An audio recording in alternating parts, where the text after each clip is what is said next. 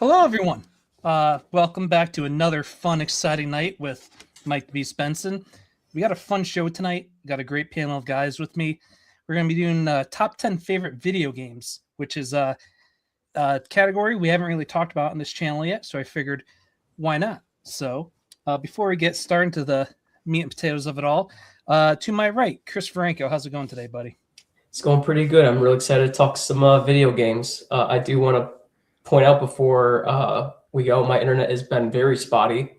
I learned that as we're in the middle of before this, during some conversations, it just stopped. So if am I gone for a second, that's why.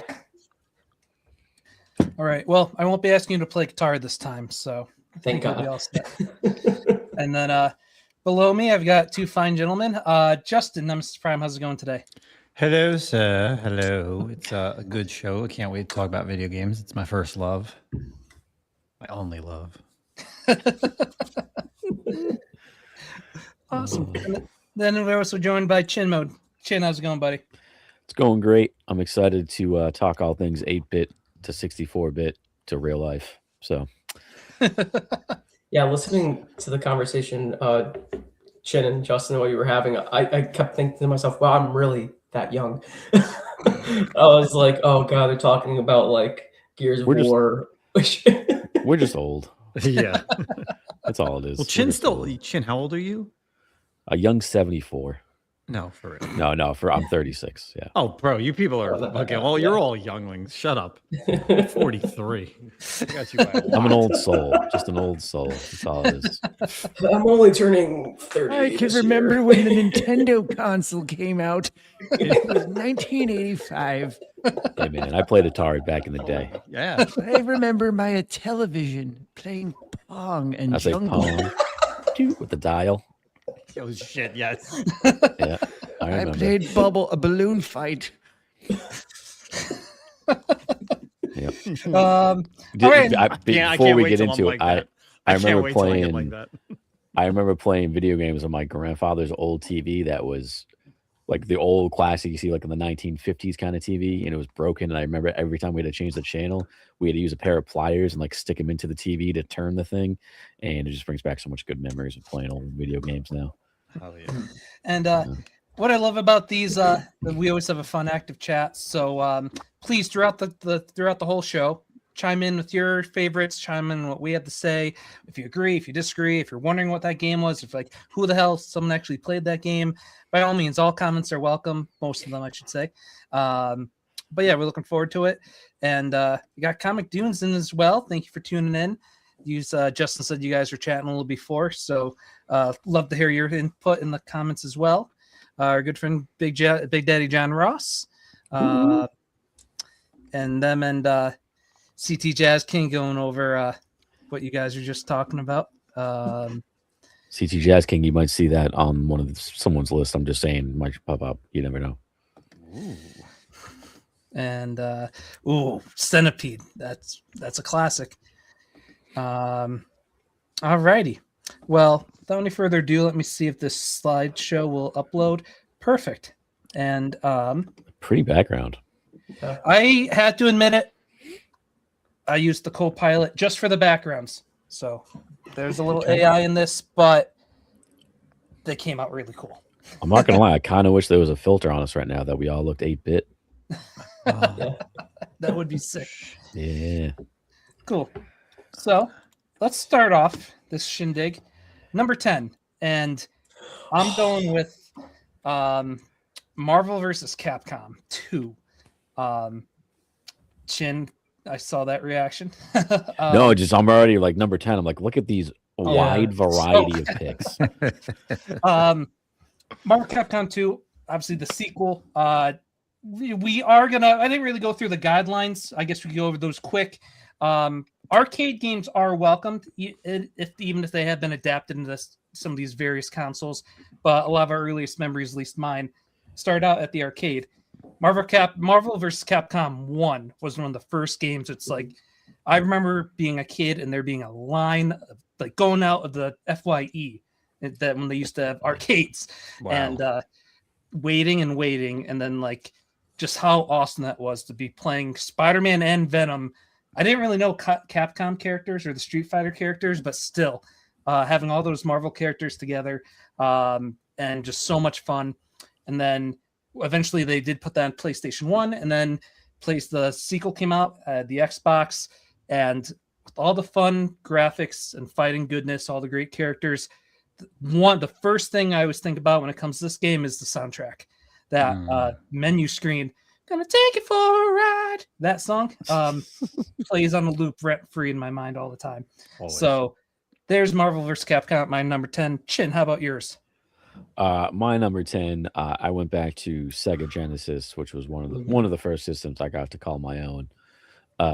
Sonic. I love the Sonic franchise. It was hard to kind of pick one. I almost went Sonic and Knuckles because I remember getting the cartridge and you put the other one on top of it and play as Knuckles in the old games. It was great.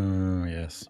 So But nice. nothing will get my heart racing and a panic attack induced like the sound of Sonic running out of air. So, oh my god! To this day, if I hear it, it just makes me nervous. And then he dies like this. He's like, Yep, and then the bubble goes out. Yeah. Oh my god, it just got me every time.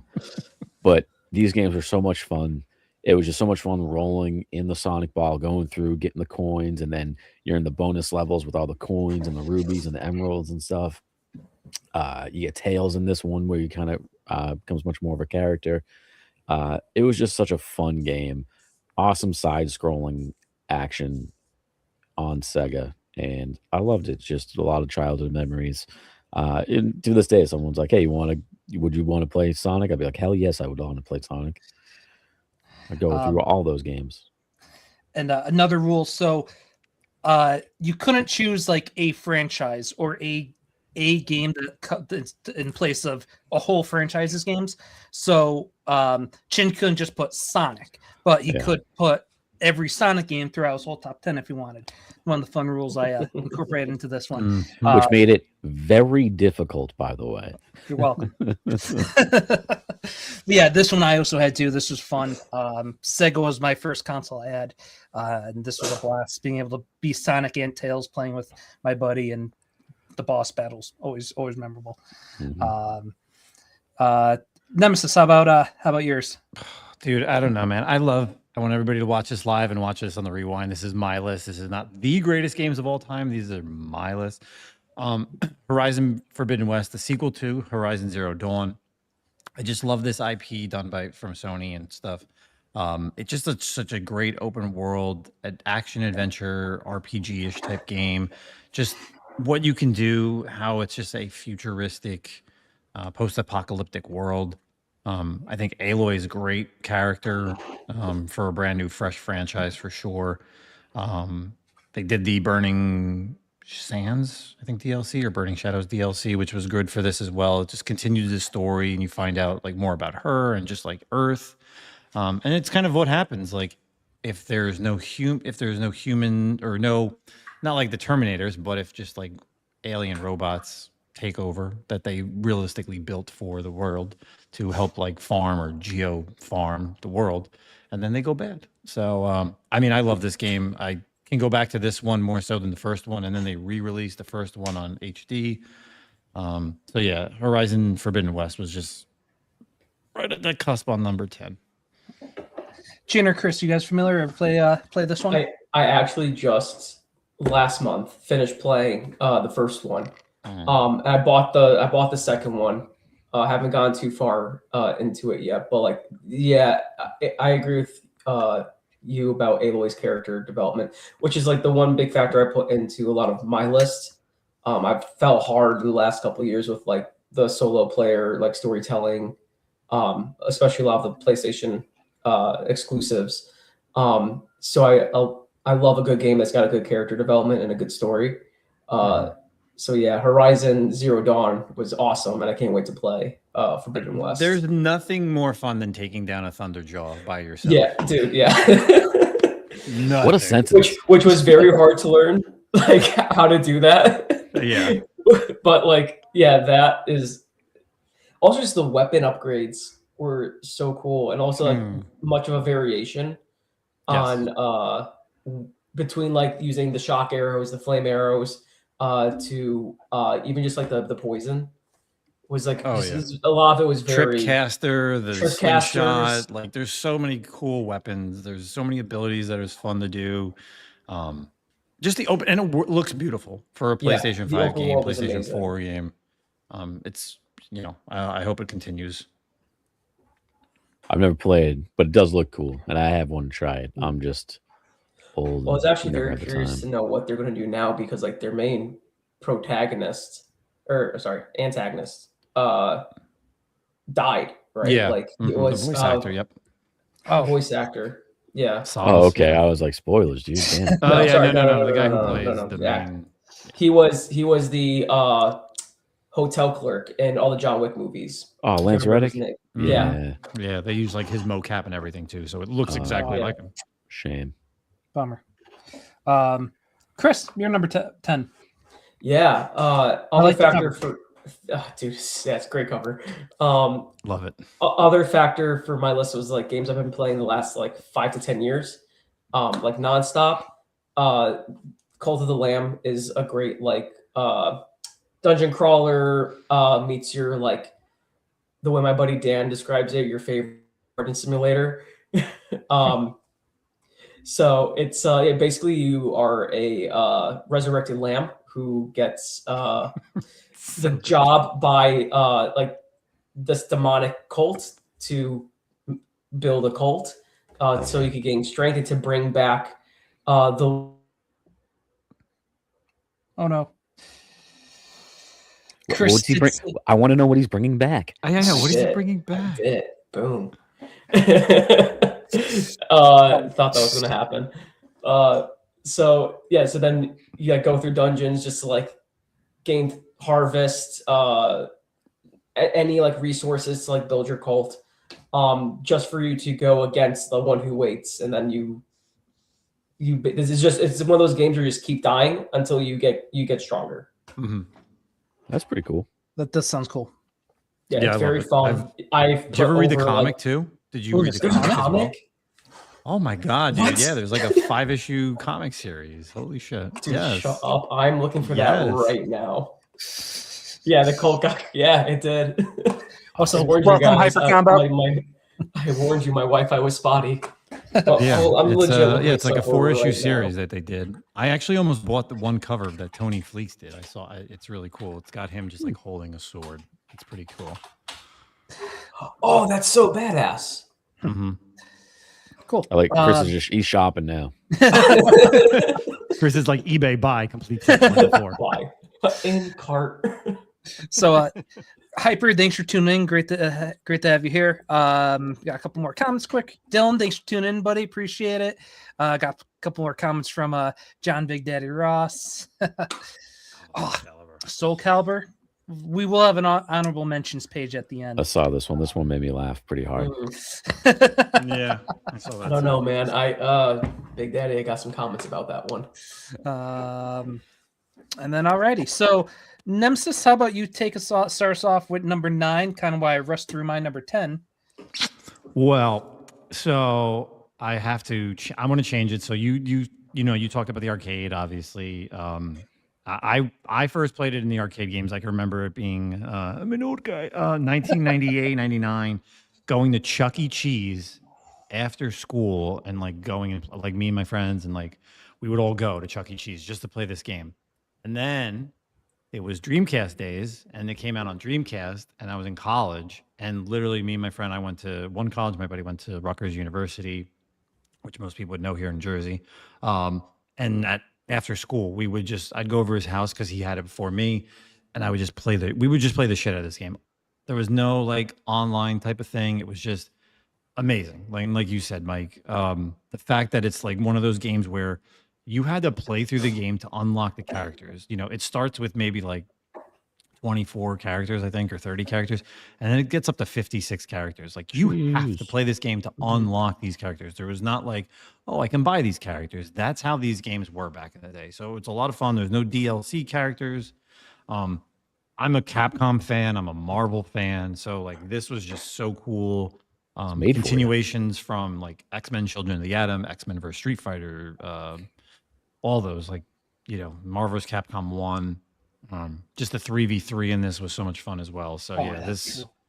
I burned so many quarters in the arcades. I will still say the Dreamcast version is still peak to me, just the way everything was. I mean, it's been re-released several times on the Xbox Live Store. Finally last year, I think it was last year or the year before that, it was finally on the Marvel Fighting Collection, which was like the greatest thing ever because you could play online again. So yeah. Amazing. Yeah, classic. And then Christian, you guys have any comments on the Marvel vs. Capcom? And that's one of only 2 games that are appearing multiple times on this whole list. Another fun fact. Interesting. You guys, I'm pretty sure I could stat check myself as we go on. But Chin or Chris, any comments on Marvel vs. Capcom before we move on to the next on the slide? I mean, I played it. I've had fun with it. I was never the biggest fighter genre guy. I always enjoy them. I enjoyed my Mortal Kombat, my Street Fighter. I was about And to say I did more of like Mortal Kombat than I did the Capcom versus Marvel. I don't Marvel think got I've me into ever this, played. Yeah. I don't think I ever played this one. Oh, It was fun. just It was a listen good to game. Take Me for a Ride. So catchy. I kind of hope it pops up again so I can keep hearing you singing. Real quick, Mike, what was your team? What's your 3 best teams? Or 3 Ooh. best characters do you use the most? Venom, Spider-Man, War Machine. Okay. Wow. Okay. All right. Yeah, I usually go Morrigan, Venom, and Gambit. Yeah. Gambit Also- was always my guy. This game is what introduced me to Mega Man. Mhm. First time I ever saw Cool. Mega Man. Yeah. Yeah. Chris, how about your number 9? I went with The Last of Us. If anybody's ever seen the HBO TV show that came out, this is the game that it was based off of. I'm actually doing my second playthrough of it. I started this morning, and it's one of those just really fun, like kind of post-apocalyptic zombie survival games, with a little bit of like you're heartfelt. This is a heartfelt story. I love Ellie's character the most. And this is one game I've never played. I know it's huge. I know the show is huge. I haven't played much games post 2018, and I'll kind of get more into that later. Chris, are you back? Yeah, I'm back. Yeah. Whatever. If you guys just watch a TV show. Even though Bella, whatever her name is just awful. Oh, of course. As terrible as Ellie. It's definitely a game worth playing. And then, Justin or Chin, any comments about The Last of Us? It's great. I loved it. First time around. First time around, I loved it. I love the remake that they did on the PS5. I didn't really get into it on the first time around when it was on PS3. And I just, the show is, for me, is just unwatchable, but it's just me. No, I agree. And I I've hate never the second I've one, never so if played the it. second one's on this list, I apologize. But people always yell at me to play these games, and I never have. And I will eventually someday. I love Ashley Johnson and Naughty Dog, so yeah, that's my take on that. It was I've really never seen hard the for show me. either, so It was really hard for me to pick which one I liked the most because, in reality, I think both 1 and 2 are they are the same game, but I do like the first story better than the second one. Mhm. As much as I love what Ellie is capable of in the second game, this one I still like the whole punk ass kid with grumpy old man. Lone Wolf and Cub, baby. That's the way to do it. So I'll do the fun little transition in this pick for Chin and I. I was doing my research. I'm going to cut you off really quick because I'm going to throw it out there. You didn't take any of my edits. I will say this is on my list, but it's number 8. Damn That's it. Okay. That's okay. Sorry, I'm going to Chin. call you out. That's all right because it's going to transition into the next one. Whatchamacallit? I didn't know that Galaga was a sequel to Galaxin, and it feels like my dad and I were the only ones who really ever talked about Galaxin, which maybe because it was the first I ever played, but I said my first console was the Sega, but my before that, I had a PC in my room, and my parents got me like a Namco Museum PC-ROM that had like the handful of all the classic Namco games. Galaga not being on it, but it was Galaxian, Pole Position, Dig Dug, and Pac-Man. Dig Dug. And and I love space. At that time I had seen the original Star Wars remaster, so I was all into Galaxian. I love this game, and it's a game still to this day. If you need to kill time, it's one of I call it time killing games. If you have like something you need something to do, just you don't have to worry about saving, checkpoints, just blowing up ships. Yeah, they're great. I played both a bunch. I had a Namco Museum game for my Game Boy Advance that had both of these, Dig Dug, Pac-Man, all that stuff. But anytime I still go to an arcade or barcade now that they are, because they're all for adults now, which is fine by me. This is the second I see this and it's open, I start playing Galaga. It's just so much fun. My wrist eventually gets tired because I'm just tapping so much, but it's such a Tapping fun game. what? I'm just pushing all the right buttons, if you know what I mean. Tapping that ass. Yeah. But yeah, no, it's great. It deserves to be. This was my number 8. When I sent Mike my list originally, I switched up 8 and 9 by accident. But yeah, it's Galaxian as well.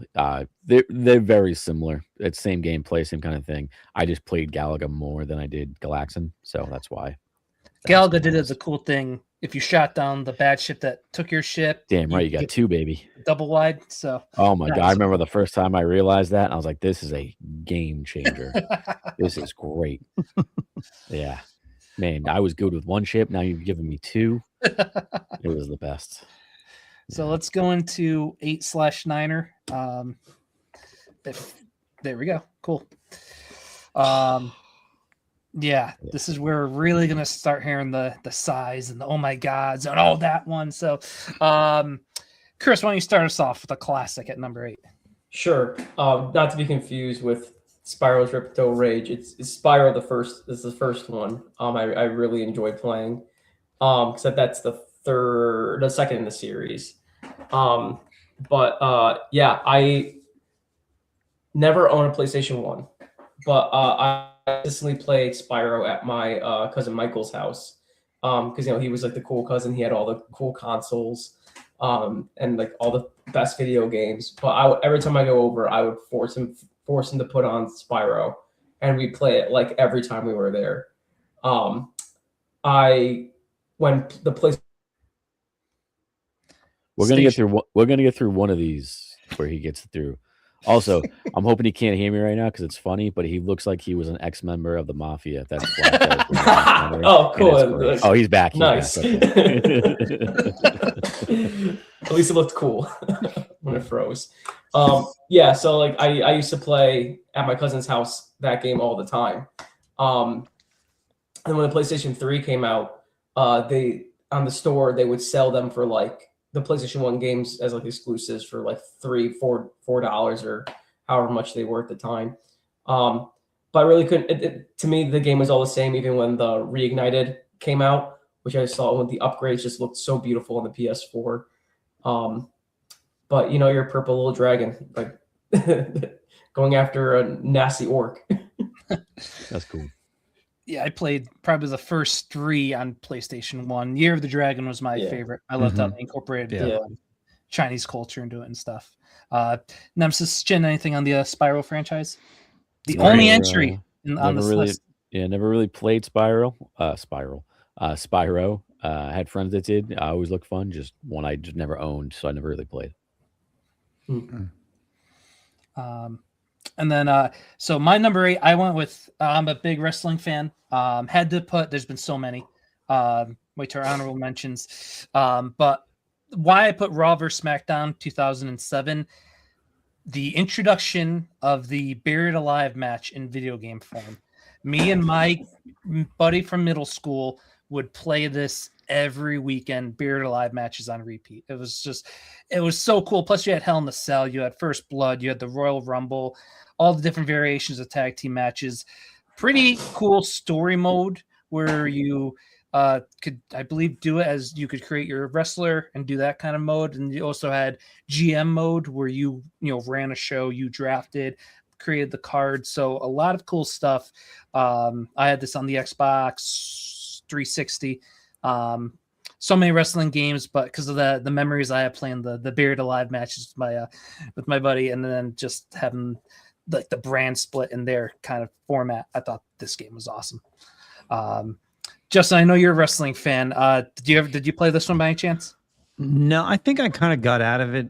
I got out of the wrestling games after like N64. So my would be, I mean, obviously pre N64, like Nintendo, Super Nintendo, stuff like that. But yeah, I think like No Mercy, WrestleMania 2000 That's would it. be like my WrestleMania games. 2000. They would be No my Mercy games. 2001. Yeah, There you go. those were the shit. And then Chin, how about your number 8? So my number 9 is Tony Hawk Pro Skater. I would say Tony Hawk Pro Skater 2 is probably a better game. I played Tony Hawk Pro Skater 1 so much more on my 64 though. It was so much fun. To this day, the full soundtrack is still on my Car Jams playlist because it's incredible. So is Tony Hawk Pro Skater 2. All the soundtracks, it's a real highlight of the game. But it was just so much damn fun going through. You had the warehouse, the school, collecting the hidden videotapes. Yeah, Room Gilfberg was always my guy with Christ Air. It was always the best. I had so much fun just going into a half pipe or like one of the bowl levels and just doing, because I have no athleticism in real life. I can't skateboard, so it was fun to simulate that and just have a blast doing it. And to this day, I mean, this game launched a franchise that's still going today. So it had to have made my list. I played it so much as a youngin on my 64. So But I'd the, always rent. No, you can go, Chris. I said, but the second one though, you got to play as like Darth Maul I or remember like the- Wolverine. Man, the right? dark slide. Yeah. I just played this one more because I never had a PlayStation, and I never got this on 64, so that's why I put 1. I think 2 is a better game. 2 is definitely a better game, but 1 is near and dear to my heart. So I mean, starting off with Golden Finger on the soundtrack, like you can't yeah, hate it. little Superman action, man. Yeah. Suicide Machines, Psycho Vision, Ernie's Here and Now. Oh, it's probably. I'm gonna stop talking about it because the soundtrack's so damn good. I had a skateboard. I sucked at it when I moved into the new neighborhood. All the kids skateboarded, so wasn't doing myself, becoming popular. But I was the first one to rent. I believe it was 3. So that's what got the kids to like me. Got you the street cred. Yes. Justin, how about your number 8? So from all the From Software games, whether it's Demon Souls, Dark Souls, Bloodborne, or Elden Ring, this is the only one that I've ever actually started and completed. It was one that I started and I absolutely hated the first time around, and it wasn't until I think last year or maybe 2024 where Zach was actually like thinking about repicking it back up, my podcast partner, and he was like, dude, let's just go through it together. So we literally did this entire game, and it was like right before Shadow of the Erdtree came out, which was the DLC. But from an open world game where you really want challenge, I mean, you can kind of do like any type of class you want. There's so many weapons, there's so many bosses, there's so many optional bosses, there's necessary bosses that you can do. It's just so much fun. I don't think that I would have probably went back to it if it wasn't for Zach. But it's just it's a lot of fun, just compared to like Dark Souls or Demon Souls, which is more linear. This has at least an open world aspect where you can kind of just screw around and level up how you want, when you want, where you want. And just some of the creatures and things that they created in this world are just phenomenal. Obviously, that's why they're coming out with a movie next year. So, I mean, I highly recommend just, trying Elden Ring. I mean, you definitely are going to slam your controller a lot, but if you can figure it out, it's a good time. I heard there's some pretty crazy bosses in this. Oh yeah. Yeah. One I've never played, but I'm a sucker for that kind of stuff in like movies and comic books. So I would watch like playthroughs and stuff. And now I'm, I didn't know they were coming out with the movie, so that's pretty sick. Yeah, I think when the movie comes out, people are going to be like, holy shit, like this is really, I mean, if it does well or is true to the comic or true to the movie or the game, I think a lot of people will end up like going back and like checking out the game. Nice. Sweet. A couple quick comments about the wrestling Hyper 2006 Raw vs. SmackDown. Once they started doing the SmackDown verse, and then verse ECW, those are fun games. So they did a really good the job with those games. And then Sean bringing up Of 64. course. Of course, he was I a can see- WCW guy. Hell yeah, bro. That was the best one. Hell yeah. I could see that cover with it's just awesome. NWO was the best. Kevin Nash. For life. And then NBA Street, another classic sports game. All righty, let's go into our number 7s. And Chin, why don't you start us off? No. I love this entire list right now. Yeah, this is I'm not gonna lie, guys. This is the first one where I'm like, fuck yeah, we're cool. My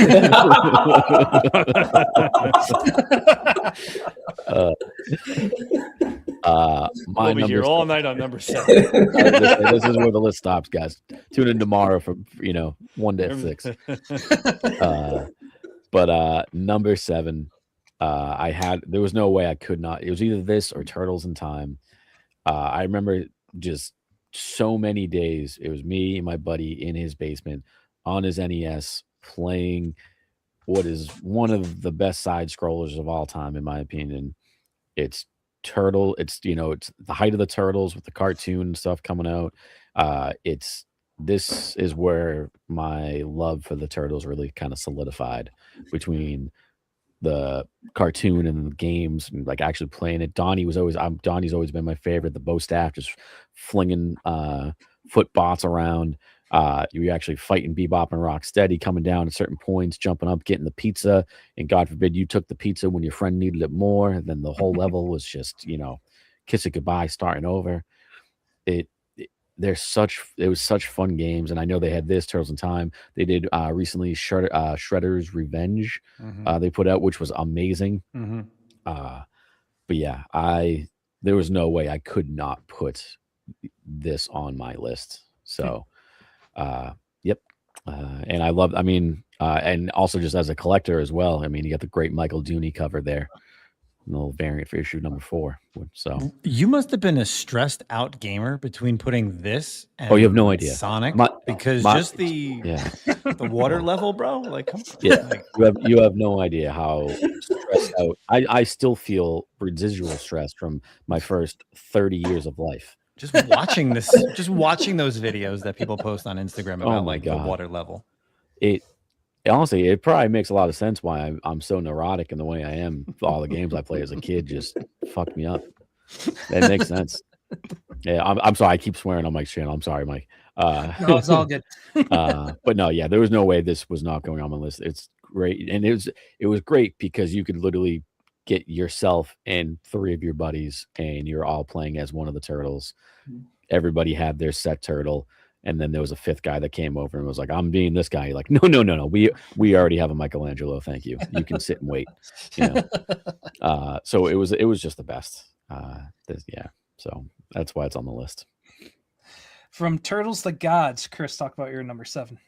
Oh yeah, it's so hard to pick between all the God of War games. It really is. I love them all. I fell in late to it. Like my first one was God of War 3. And of course, as soon as I got that, then like they did the package for the PlayStation 3 of all 3 games. But dude, yeah, even both the PlayStation 4 and the Ragnarok, just great games. And I had to go with this one because just again, story. I need to have that like clear. Oh, we were so close. So good. This was another game that I never played, but because I love mythology. Always happens in the middle of my speech. It's never going to fail tonight. Just start talking with long pauses, and we won't even notice. Sure. But I had to go with this one just because, again, with the long really deep story, character development, and also just the gameplay was just so smooth.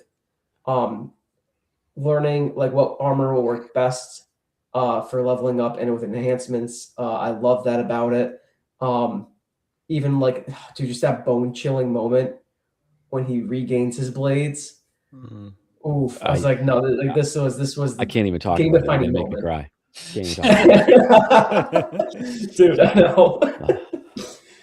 Go Yeah. go from beginning from like cutting down all the phase trees. It's good. It's so But good. yeah, for never it's playing these amazing. games, but another series I'd watch playthroughs because I love ancient Ooh. mythologies, and like these games definitely deliver on that. Yeah. Great action, visuals are phenomenal. So I'm happy that this is represented on this list. Justin, from Gods to Jedis. I mean, you all know, man. Knights of the Old Republic is the best Star Wars game ever, right? I mean, it's just, it is what it is. Like, it's the best role playing game to go back and play on the original Xbox. Yes, you could play it on the Switch now, but I feel like you still get the glitches that you got back in the day that are still fun. Like, that was the way you played the Xbox games. I mean, BioWare makes tons of great games, but just the introduction of a completely different timeline in the Star Wars mythology, taking it back way, so far behind where we are and where we were in the movies and the cinematic history. Darth Revan, Darth Malik, everybody, Bastian, just the idea of getting these people together, like from playing any type of RPG game where you were gathering people together and you didn't have to gather all these people. You could switch them in and out. There was times where you didn't need people. The idea of a Star Wars game where you could switch up weapons, abilities, it's just so much fun. I mean, yeah, like Shortbox Bernie's like, oh, it's so low. Believe me, this game could have been higher on my list, but obviously there are games that need to be higher on my list. But I would absolutely put this game far above like most RPGs. Also, one of the greatest just Star Wars stories in general. Yeah, shit, they made a So- comic book series for it, They just did. for the game. And let's be honest, if they're gonna pop back up, they have to. They're too damn popular characters. Uh-huh. Honestly, I'm going to tell you right now, spoilers for the rest of my list. This game is not on it because I chose a different Star Wars game and I knew Justin was going to have it on his list, so I still got to talk about it. So I was like, it's okay, we're good. And he didn't disappoint. Excellent. So, yeah. And from Knights, from Jedi's to Middle Earth, and boy, the Lord of the Rings movies and video games are phenomenal. My favorite is the Fellowship of the Ring, and that game I couldn't make it past the first level in my youth, so the Fellowship I gave up. But they made this game, and they incorporate both the Fellowship of the Ring and the Two Towers movies. I loved how they had the transitions from the movie scene to the animated video game style. Yeah. And like arguably my favorite scene in Lord of the Rings, one of them is the Mines of Moria. So getting to be in that scene and slicing up orcs and stuff, and the troll comes out, it's just phenomenal. And then the Battle of Helm's Deep is just so awesome. It was so hard. There's that one point where the guy with the explosive on his back, and you had but yeah. So this game I had to put on. You had Orlando Bloom, Viggo Mortensen, and John Rhys Davies doing the voice, more of the voice work there, and they had fun interactive videos too. And I'll never forget John Rhys Davies being like, "Oh, you got your Legolas and your Aragorn, but you gotta go for Gimli." Like, I just remember watching that. So yeah, may not be the last Lord of the Rings game on this list as well. And yeah, just a couple other people, tuning in. I love how we got another fun, active chat. Yeah, we got some more elder statesmen in the room. Look at that, Otto. Thank you for tuning in, buddy. Shows up here. Where were you last Wednesday, buddy? No, I'm sorry, I had a joke. He had a medical emergency. It's okay. He's fine now. Whoa. We're going live this Wednesday. So we'll show a little preview for that. And this guy here. Guy, thank you for tuning in as always. More from Sean. And Boston Chris, thanks for tuning in as well. Damn right, always protect Donatello. I see that comment.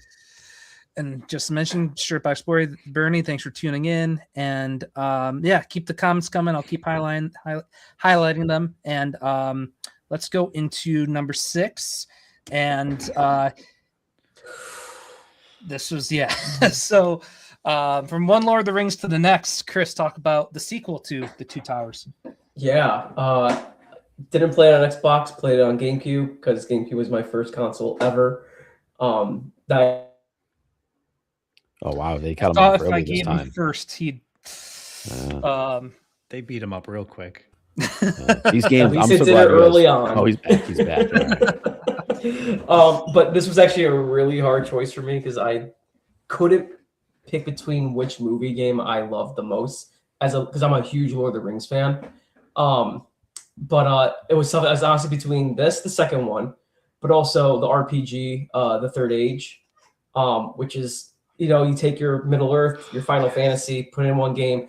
That was my first like 2-disc game besides one that Nemesis is going to talk about in a second. But I thought the third one did everything, just made everything better from the second game. And going into just the final the Battle of Blackgate, where you were able to play as like either Gandalf, Gimli, Aragorn, whoever, was just epic. And it was like one battle royale after another. Yeah, these games were so much fun to play as a Lord of the Rings, especially as the movies, like seeing them in theaters and going home and like been like, all right, this is cool. I'm living it, and it's so much more fun. And it's those games, they were all just great. And then just going back to what Benson said about like having the entire cast be the voice actors for the video games as well was just super fun, super nostalgic. And this is actually one of the first games I bought for myself on my console. So like I kind of had to put it on there as well. Yeah, that first adult kind of money. Got a first job, got some money. Yeah, job, like raking neighbors' yards during the fall. Just for like, I'll do this for like $10, sir. Awesome. Chin, why don't you go into your number 2? I mean, Mario 64. There was I played this game so much. I would still play this game. Boss Chris is right. It was a kind of a game changer to what Mario was, where it was just all side scrolling and amazing games. Still love them to this day. But Mario 64 is really where you kind of get the newer, I don't want to say newer, but like more modern age, where it's kind of where it's really kind of the first open world game I ever really played. I mean, they drop you in, you can jump from level to level in castle at any kind of point, getting certain stars to go to certain you get the desert levels, racing that goddamn penguin down the ice luge. This game was just so much fun. And there was so many secrets too. It was the first game I kind of really played where I'm like, ooh, cool, there's like hidden secrets, and I gotta, is Yoshi really on the roof? He always heard it from that one friend. He was on the roof. It's true.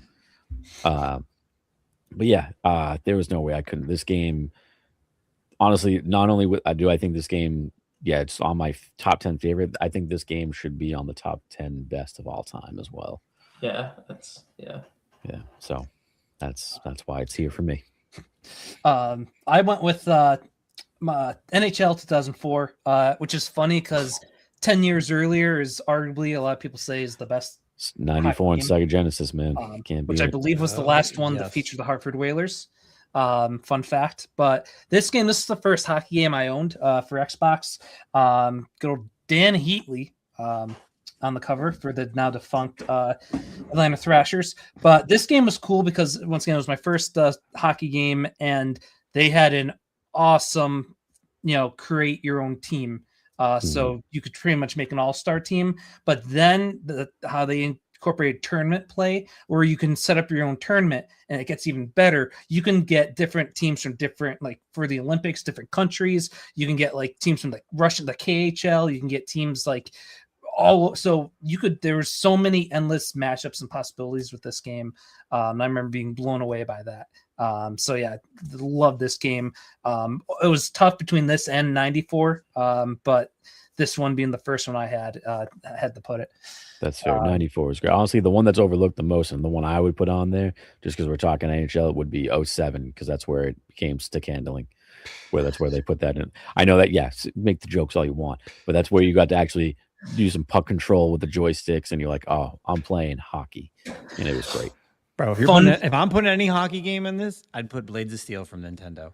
Okay. Also, yeah, that's a Or great game, just too. basic, just hockey from Nintendo, where you're either picking the fat guy, the short guy, or the tall guy, and you can get in the fights constantly. It was the best game ever. I don't care. Yeah. So, That's the best hockey game. Chris, how lame I was. I could not get the hold of that, so I would always switch it to classic control. Oh my God, it took a little bit, but once you figured it out, it just got more and more advanced to what it is now, and it was just so much fun. You could put together a club team playing online with your friends where everybody played a different position. It was great because you'd be defense, and then you go off of defense, and your friends yell at you, and it was just the best. Old time hockey, eh? So then, lastly, for 6, to fit the spooky vibe of the background, Justin, close the slide out. Oh, well, it was tough to pick which Resident Evil. Obviously, you can go with 1, the original survivor horror. Yes, you can go with 2, which is probably the best one. 4, we had this conversation in our group chat. It's like, how do you pick a game that's been either remade or been on multiple consoles? Originally on the GameCube, amazing game, completely refreshed the franchise, over-the-shoulder camera, just more of an action, still horror game. Then came out on the PlayStation 2, gave you the DLC, which was the first time ever for like a game to come out with like not having to pay DLC. I think Resident Evil 4 on the PlayStation 2 is still probably the best. But then once they came out with Resident Evil 4 on the PlayStation 5, completely remaking it as they've remade 2 and 3, it's just amazing. Like it still grabs you back in the day of what Resident Evil 4 was on the GameCube and the PlayStation 2, but just takes it to a whole new level with things that you wish you had back in the day. The overall graphics, just amazing. The boss fights are great. The story is great. Introducing, or people that were in 2, just continuations. Yeah, I mean, I love that. I love all the Resident Evil games I've played. I played them all. Before is still like is my favorite, and it was tough to choose. Again, like which version. I just went with the most recent one, which was on the PS5. So, fun fact, you guys know me as a big horror fan, but not as a kid. So I never played these games. If I saw this commercial, I'd change the channel. If I was at the store or Blockbuster, I'd quickly oh no, I would avoid any of the Resident Evil games at all cost. But now it's one of those games where I've gone back, watched gameplay, and I don't know how they translate on the Switch, if they're even on the Switch, but I have been tempted to buy invest in some Resident Evil games, and because who doesn't want killing zombies? Yeah, It's fun. Yeah, these games are always too scary for me. I will say the one thing I did miss about the remake of Resident Evil 4 is the little red aim assist that you had from the GameCube. I missed that little red laser. Even the Switch. I mean, I loved it on the Switch. The Switch was actually the Switch is also like the perfect version because nice. Where you pointed it was exactly where you wanted to shoot. So if you wanted to shoot in the head constantly, that was you, not a controller hoping that you're moving it right, on the analog or the control pad. So yeah, even that version was great too. Yeah. Awesome.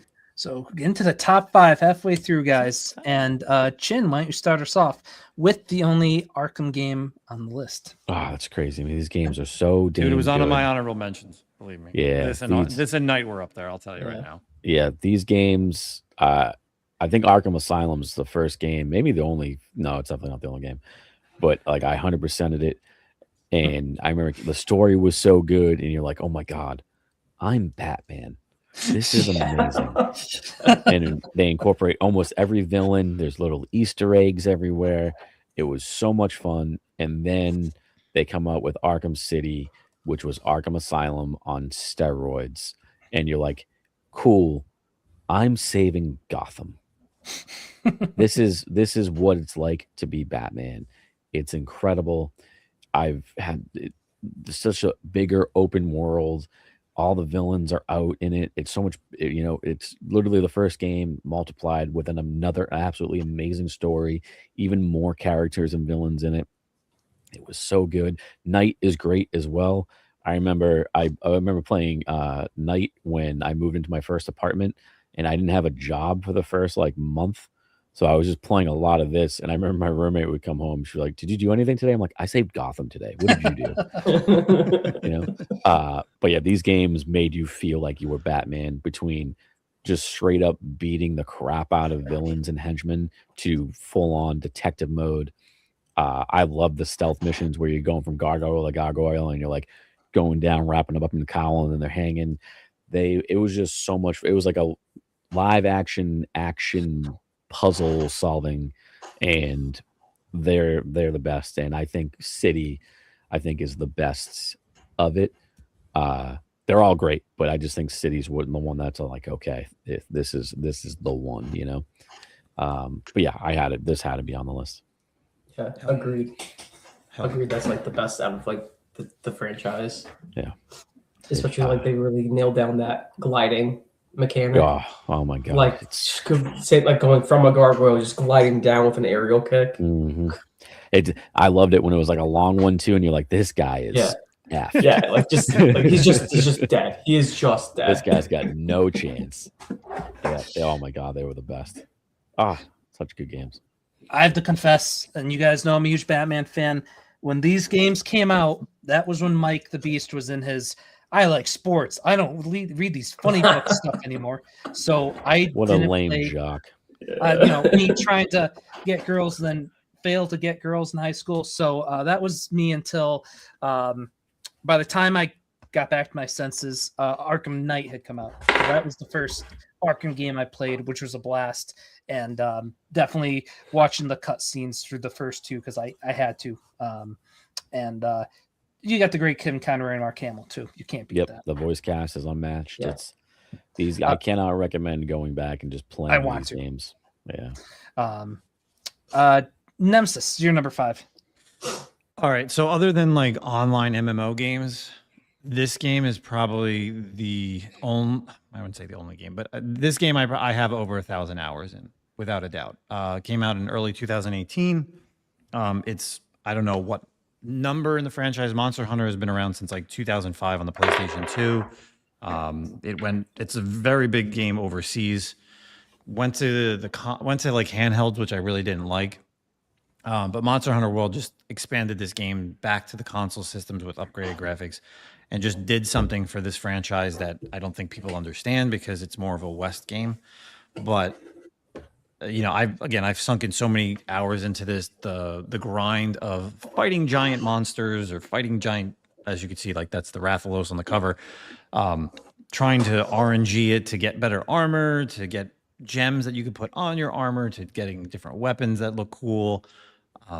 It's just such a fun game. It's such a fun series. And then like a year and a half later, they came out with Iceborne, which was like a whole other expansion to the game, which, it was just a lot of fun because you could play online with your friends or with 3 other random people. They do collaborations all the time. They've done a Final Fantasy collaboration. They've done like The Witcher 3. I can play this, for hours on end and repeat the same monster multiple times with different weapons. Like it could be with a bow, it could be with a long sword, it could be with your dual blades, whatever it is. But yeah, it was really tough to not put this in my top 10. And then the latest one that came out last year was Monster Hunter Wilds, and it was kind of a toss-up because Wilds is more open world than this is, even though this is still kind of like an open world. But it's just a lot of fun being able to just like party up with people. And Capcom does it great. So I mean, the franchise, like I said, has been around for 20 years, so it's not going anywhere. It's only getting bigger and better. They seem like fun games. I've never played them, but they seem like they'd be fun games. I would start with you could World. 4 hours. Yeah, World or Wilds you would start with. I wouldn't go anywhere like on the handhelds because it's tough playing these type of games on a handheld. Makes sense. Chris, what the hell is this game? The Stanley Parable. Originally came out on just Steam in 2013. I, at that time, never played it, but I watched a lot of gameplays of it. So when 2022, it came out on a very specific date on 4/27, which is like a big number for the game. But if you want to test your free will, that's basically this game. You're a guy named Stanley. You're in an office, and whatever decision you make changes the outcome of the game. There's over like 50 alternate endings now with the Ultra Deluxe that came out. But it's just like it's one of those games I always go back to. It's like, okay, well, if I do this instead, maybe something different will happen. Oh, I just lost my entire screen. You're still there. You Oh, are here. good. Well, We can hear my you. monitor. You're with us. The monitor went black on me. What the hell happened, dog? Oh, I'm glad I'm still here, but my monitor's glitching. I'm But telling that's you, the Stanley Parable. one of these 10s, he's getting through just fine. It's just fine. Here, I'm back. I see everything now. So that's good. That was fun. I didn't know anything about this game, so and I see it's on the Switch. Yeah, so, it is. Happy to learn about it. My number 5. I'm a huge Simpsons fan, and there's a couple Simpsons games before this one. There's been some after, but this game was, and I never played Crazy Taxi. So this game is you're in Springfield, playing as all these different characters, doing Crazy Taxi like things, and the voice acting, bringing the same all the two guys that voiced the whole Simpson show. Just kidding, but you got like all the voice actors, and it is just a blast. I think this was 2003, 2004. Like the graphics on this, I think were phenomenal. To be in Springfield like that, and I remember getting in trouble in 4th grade because my buddy and I would both the game, and whenever you would lose, Homer would be like, "This video game sucks," and like I got in trouble for saying that like during quiet time. I thought I wasn't as quiet enough, and yeah, this is great. You know, this predates Hit and Run, which is like Grand Theft Auto and The Simpsons, which was a great game. But and Simpsons wrestling would be on my honorable mentions too. Being a wrestling fan, and I get the graphics. Granted, it came out after this game, but Simpsons wrestling was very fun. If you want a fun wrestling and Simpsons game. Road Rage was fun. It was Crazy Taxi Simpsons, but it was fun because it was that cartoony, chaotic version. And all I ever remember is just Homer's "Get in, I have candy." Like anytime he picks someone up, it was great. So many great. The dialogue, like the voice acting, was great in this game. Alrighty, so let me just check, and we will go to number 4. Bear with me, guys, because Chin's gonna be starting it off. Oh. What a lineup, boys!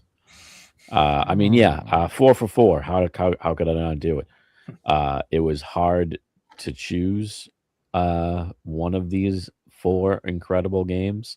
It was almost 2, but I was like, no, I got to go 4 for 4 because Uncharted 4 is not just a game; it's a goddamn cinematic masterpiece. It's so good. And not only is the gameplay incredible, it's one of the best stories. It really makes me. Don't get me wrong, the movie was not great, but it was like kind of fun. But what these movies could have been, if they just literally followed and casted correctly. But these games are incredible. The overall story throughout all of them that keeps evolving to where you then get to 4 of Nathan Drake's kind of, swan song finale. There's no way I cannot I'm going to say this about the rest of the games on it. I cannot recommend playing them enough, just story-wise, and you'll be emotionally moved, and you'll never want to play like another game for a long time because you're like, these are just amazing games. Really? Who would you cast perfectly as question. Nathan Drake compared to Tom Holland? I mean, don't get me wrong. I like Tom Holland. I could have seen him, he plays a little bit younger version. Wahlberg as Sully is what really threw me. Wow, okay.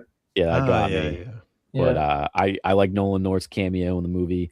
They pulled some stuff directly out of some of the games with him hanging from the, helicopter on the things and stuff. But there is a fun fan film with Nathan Fillion as Nathan Drake that if you can probably find it on YouTube, it's like 15, 20 minutes long. And you're like, this is what I want. This is what I wanted out of an Uncharted movie. But yeah, they're just incredible stories, incredible fun gameplay. And they're great. Naughty Dog at its finest. Yeah. Nemesis, you're number 4. It was tough. Put a Bethesda game, not put a Bethesda game on here. Being with either any of the Elder Scrolls games, whether it be Skyrim, whether it be Morrowind, whether it be any of the Fallout games, Fallout 4, 76, New Vegas, whatever you want to call it. But yeah, man, Skyrim is just such a fun open world RPG that just with all the DLC, you can go any route you want. You don't have to stick to one scenario. The ability to get these dragon type chants, which was like such a cool thing, for the Elder Scrolls games. Just I love it. Like I could go back and they re-put out a lot of them. It's just a lot of fun. I mean, at the end of the day, like Skyrim has been that game where I can stop playing it for a year and then go back in and it feels like a completely new game.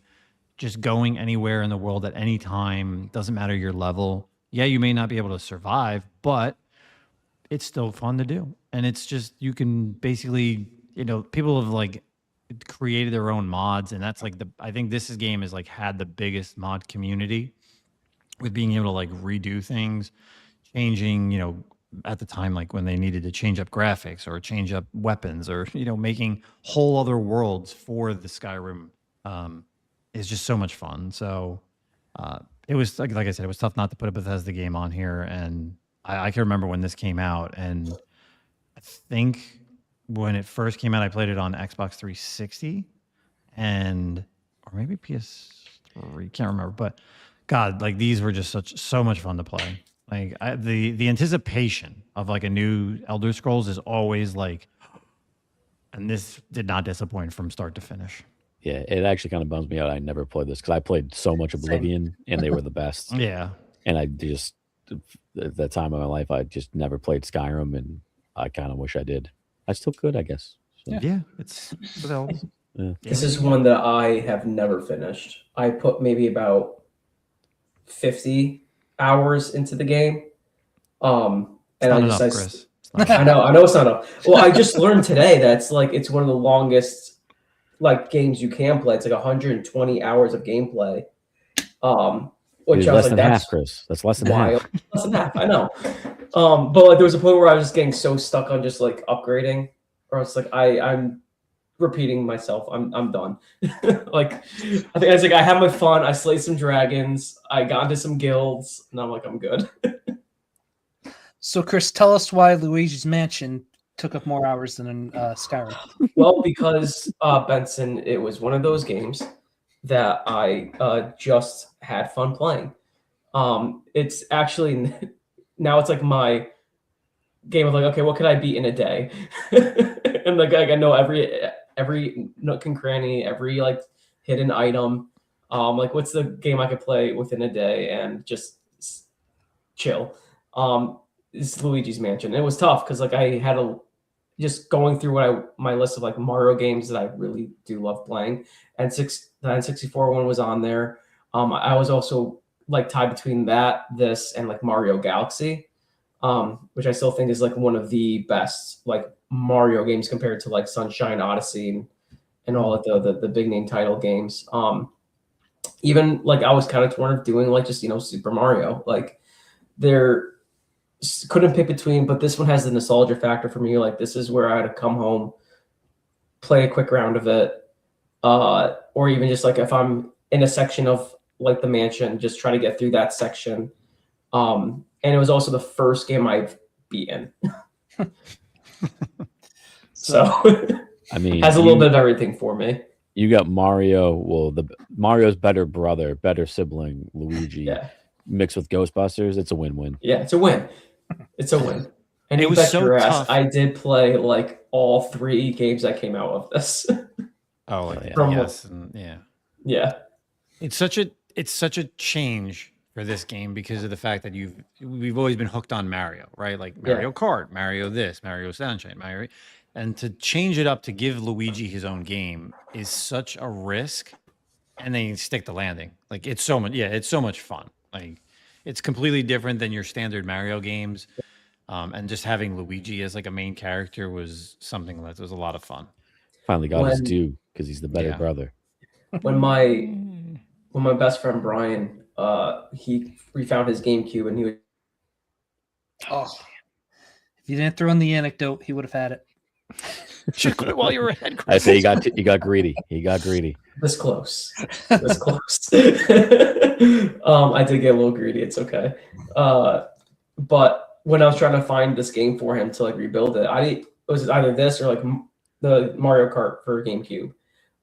Still, you can't find this game anywhere that's no more than like $130 or like some things on eBay I saw was selling it for like up to 200. Like it's a game that people still want to hold on to or they know that it's going to sell because it's just a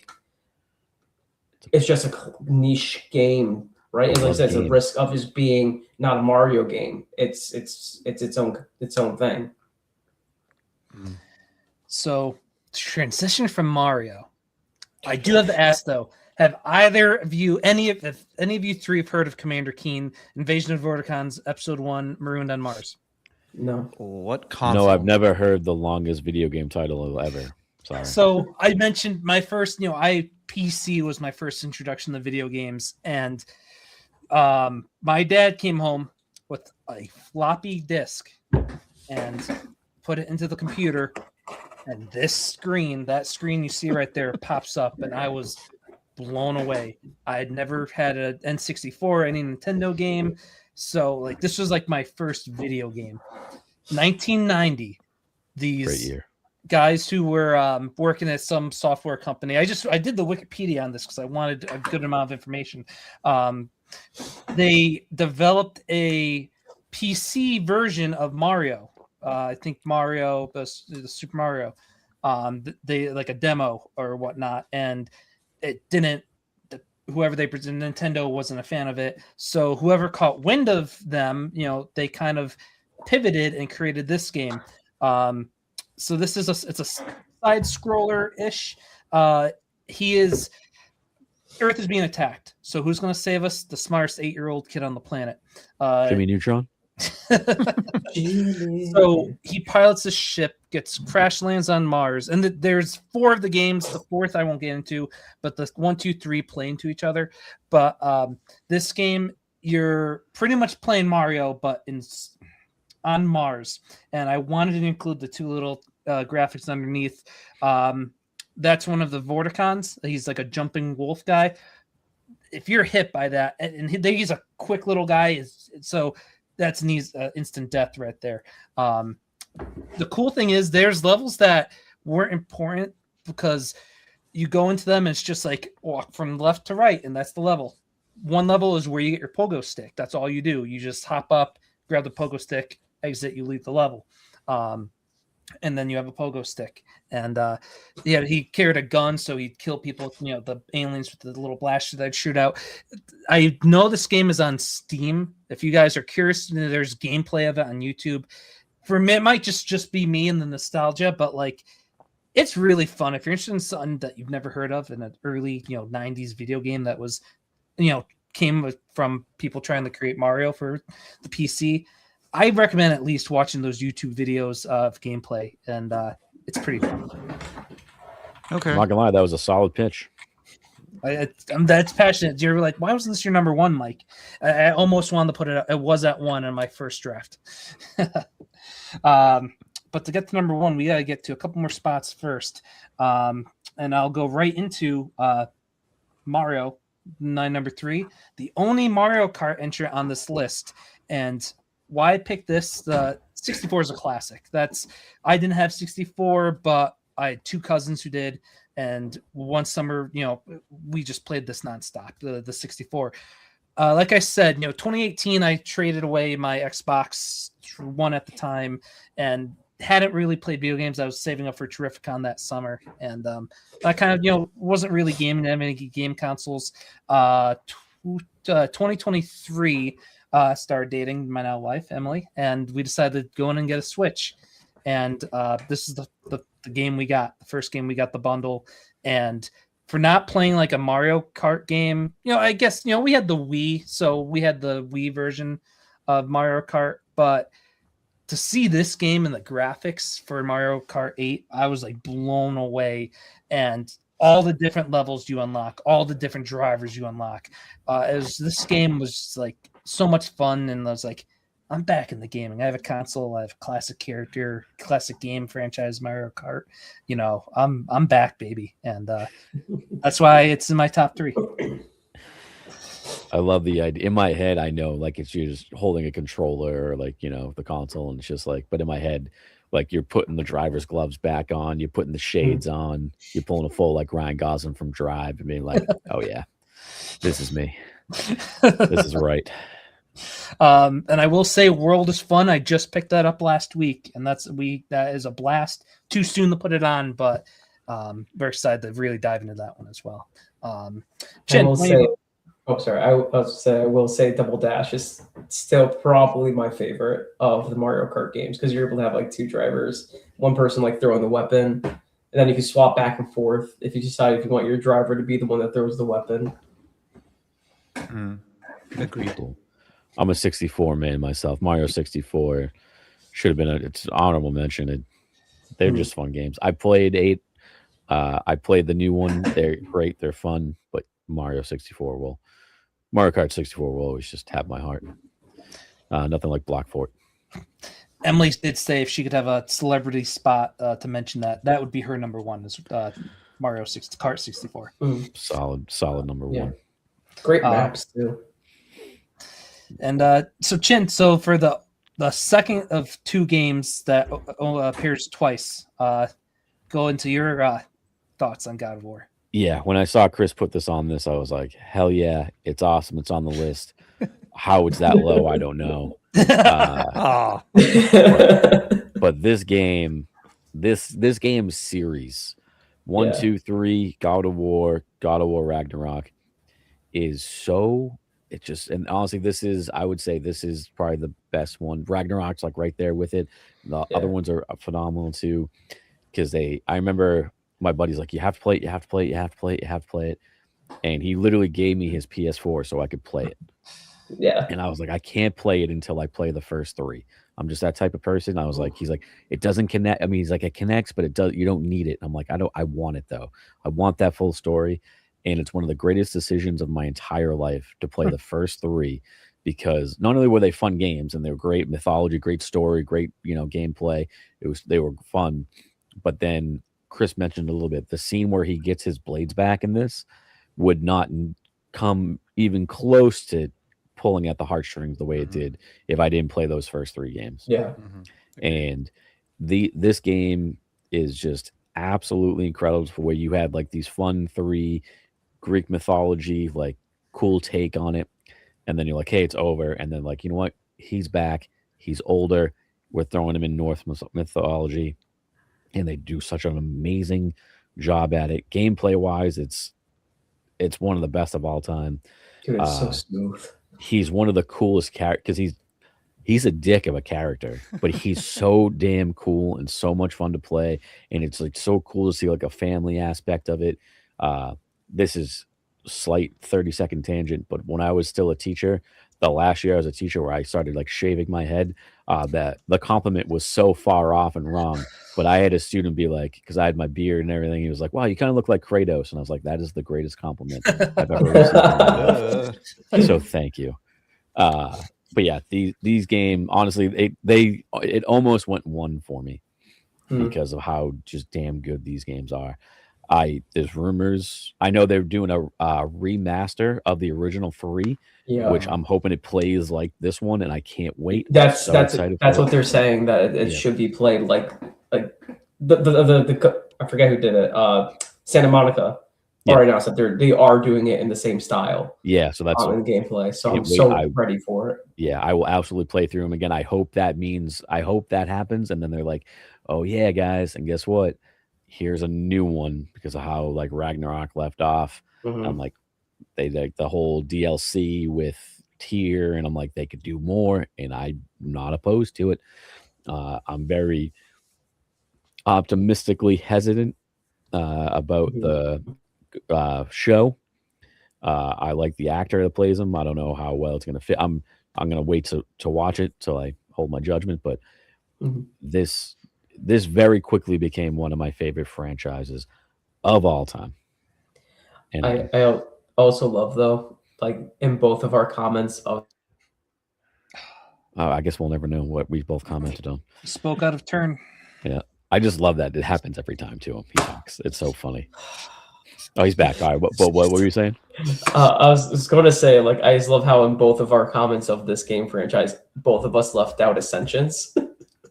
So you can, like, there are like the handheld ones that they did for like PSP and stuff.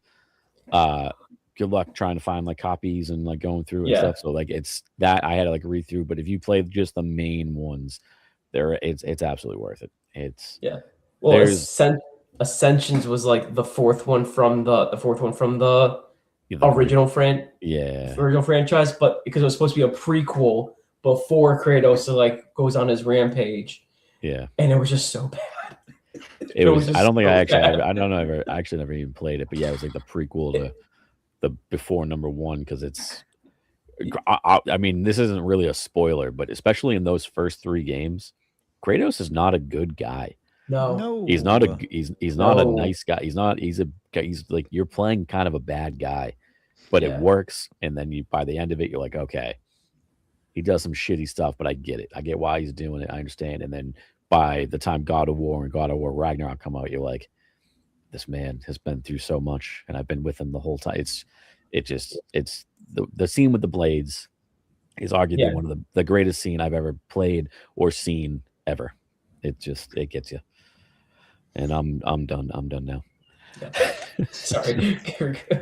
Now, Chris, why don't you tell us about the game that you started crying when you were telling me about how awesome this game was?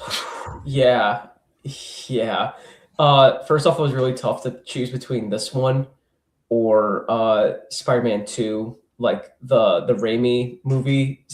That the Spider-Man sequel to this and the Raimi 2. I texted Mike on my honorable mentions. I was like, the new and the old one, number 2 for both. Yeah, like, but this.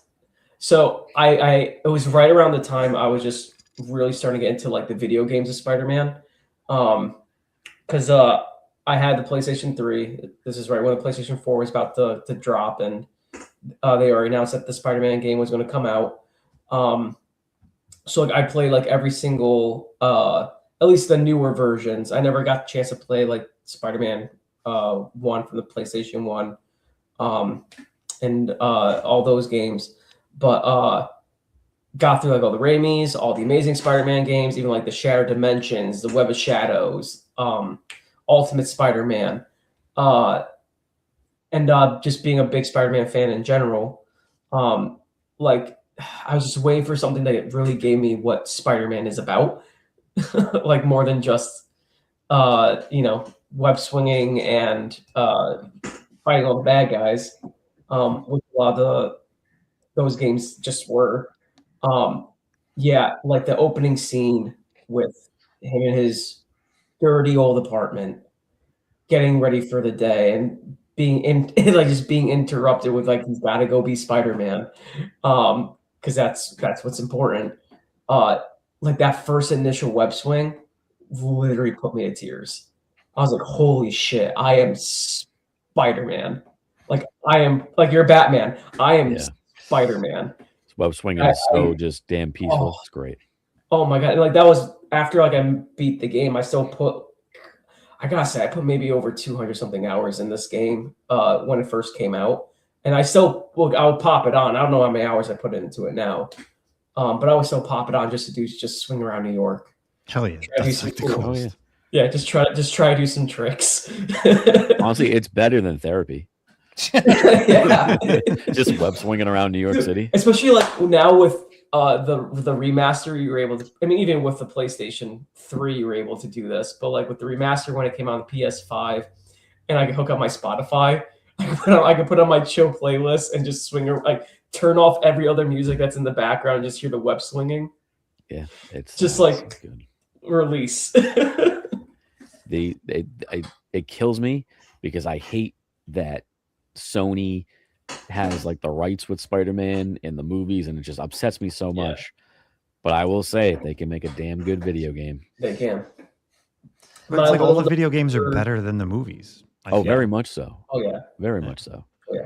I'm like a little worried to see what Wolverine is going to bring, but I'm also like super excited for I'm it. very excited for Wolverine. Especially because they're like in that same realm where they're like, hey, I just gave you the Spider-Man. Here's Wolverine. Oh, then next year, here comes Blade. And I'm like, oh, don't push him out so quickly, please. Just keep doing what you're doing. Take your time. Well, supposedly making a third. Am I wrong about that? Well, it was on hold for a while because like they had leaks of like all the DLCs for the second game. Gotcha. So now they're like completely rewriting things, and they're just I just know they're taking their time, and I don't know when 3 is going to actually be announced. Makes sense. What also makes sense is that Zelda's an iconic video game character. Nemesis, talk about your number 3. The year was 1991, and it was the third Zelda game in the series. I mean, listen, it's not Zelda 1. You know, I'm sure people could put Zelda 1 as like their favorite games. I'm sure they could put Ocarina of Time as their favorite games. I'm still a big fan of Twilight Princess, is like up there for sure. Just it was I would say it is like my favorite Zelda of all time. But playing and replayability, Link to the Past is by far like the best Zelda game. The first game where you could go between the light world, the dark world, just the bosses, your weapons that you could get. It's just classic. It's iconic. Just there's so much, the memes that have come out of this game. It's just at a time where Zelda was, you know, one of the big 3 for Nintendo. And I mean, I could still go back and play this constantly on the Switch. Like I'll play this on the, you know, the retro consoles that they have on the Switch. It's still like a game that doesn't matter what, you know, I beat it hundreds of times, but it's still so much fun to just go back and play. I do want to get a Zelda tattoo. I actually want to get that as the tattoo, which is just a sword and a shield with the Z. And it's kind of, you know, do I get just like the 8-bit sprite? Do I get that? But yeah, I mean, like Zelda is iconic. It's classic. They're finally doing a movie for it. Hopefully they do it right. You know, people could say, oh, Breath of the Wild, Twilight Kingdom, right? What's the other one? Tears of the Kingdom.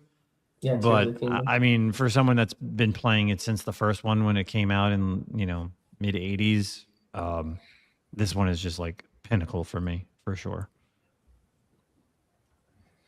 And from a link to the past to a link to the present, Chris, why don't you talk about your number 2? Yeah. So, well, no, it was a really tough choice. It actually was either between Link to the Past, Link's Awakening, or Wind Waker. And for me, the defining factor for any Zelda game, which it is what killed me with Breath of the Wild, and because I didn't even want to play Tears of the Kingdom, was the music score. I think that was like the best thing that Legend of Zelda also brought into their game franchise, where they had a really well done, really beautiful music score from even the 8 to 16-bit like versions to like the modern games. And I think Wind Waker, nostalgia again, GameCube was the first big console for me. But the music really got to me. And also just some of the characters were just fun. And the artwork I thought was just beautiful. Is it a game that I play on the regular? Like, you know, I would play at least once a year. Yes. But I would also go back to play Link to the Past or Link's Awakening.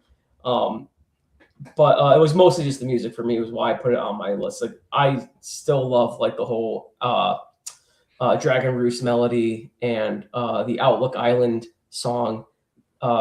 There's just so much music I love about the game. So that's why I had to pick that one more. I hate this game.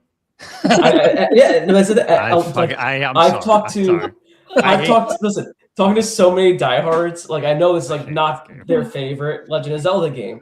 Like my mentor from college, like he's same as Sorry. you. I know it's your top 2, but No, it's fine. I don't care. It's fine. It's the whole point of the No, list, right? We have no. these talks. It's just such a funny I hate the art comment. direction. I hate it. Oh, it's so fucking. It I've was played so them quiet all, for like, and I hate this 2 format. seconds, and then Yeah. just I fucking hate this game. It was so good.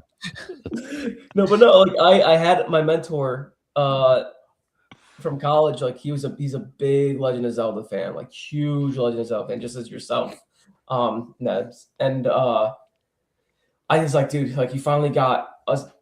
It's like you have a Wii. You can play this game on the Wii. I'll give you my game. Please play this. And he said, I got maybe like 2-3 hours into the game.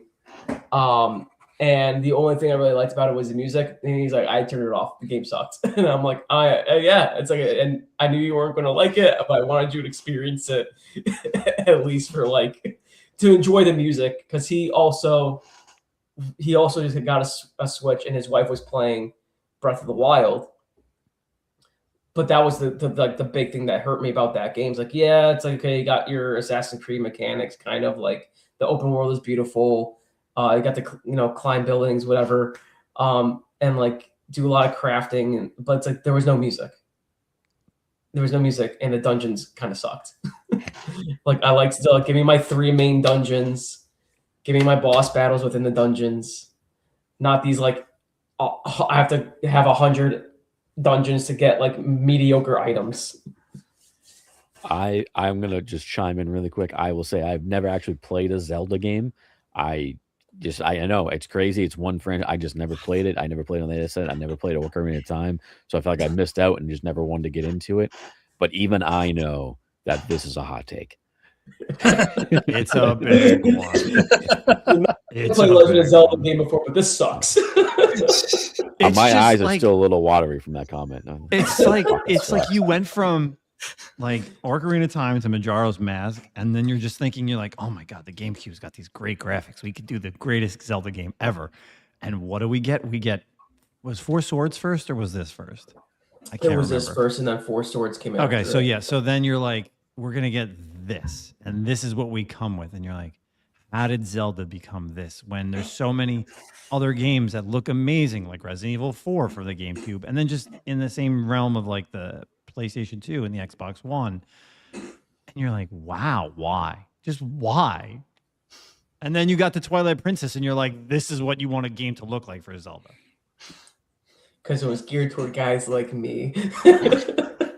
Now, does that mean guys like you don't like Justin's number 2 at Kingdom Hearts? Shut up.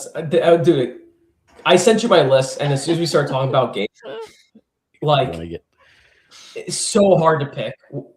But I really put nostalgia factor before anything else. So like, yeah, no, I'm really excited to talk about this. Yeah, Justin.